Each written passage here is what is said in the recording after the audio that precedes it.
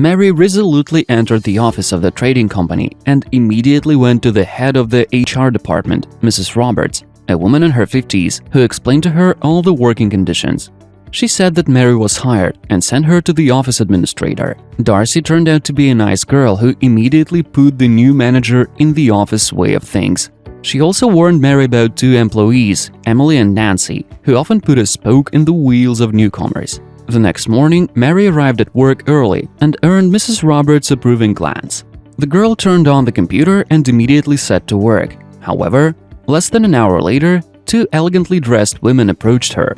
"You're new, so get us some coffee," one of them said. Mary nodded and continued to work. An hour later, not getting her drink, Nancy again approached the girl. "Well, where's my coffee?" she asked angrily. "It's probably still in the dining room. It's unlikely that it will be able to make it itself," Mary politely replied. "Well, if you're not looking for easy ways, we will prepare the most difficult one for you," the woman said in an icy tone, turned around and left. After that, Darcy approached Mary. "You shouldn't have done this.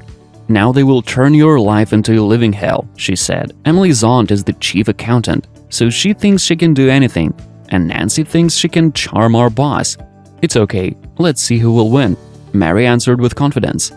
The girl was working hard all day, which did not go unnoticed by the staff, and made Emily and Nancy, whose productivity was always lame, even more angry. The women immediately began to taunt Mary, spilling coffee on her keyboard, soiling her chair, and casually damaging printed documents.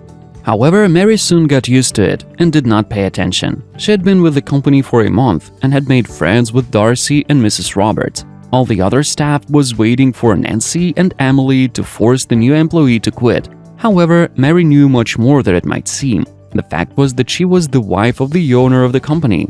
6 months ago, the businessman asked Mary to take over the management of the firm because he did not have time to devote enough of his attention to this business. The girl agreed, but on the condition that she first get a job with the company as an ordinary manager and check how it works from the inside. Soon, an upcoming company party was announced, where the boss was going to introduce their new head. Upon learning of this, Nancy decided to mock Mary again. "Do you have anything to wear for the party? Or will you come in your grandmother's dress?" she asked caustically. "Don't worry about me and take better care of yourself," Mary replied. And then the long-awaited day came. Everyone was looking forward to the appearance of the boss and the new head. What was the surprise of the employees when the owner of the company announced that Mary was their new leader? Nancy and Emily were the most shocked ones. They realized that the end of their career had come. Upon taking the office, Mary fired both women and promoted Darcy. She knew that the girl was a good worker and deserved a chance to start developing her career.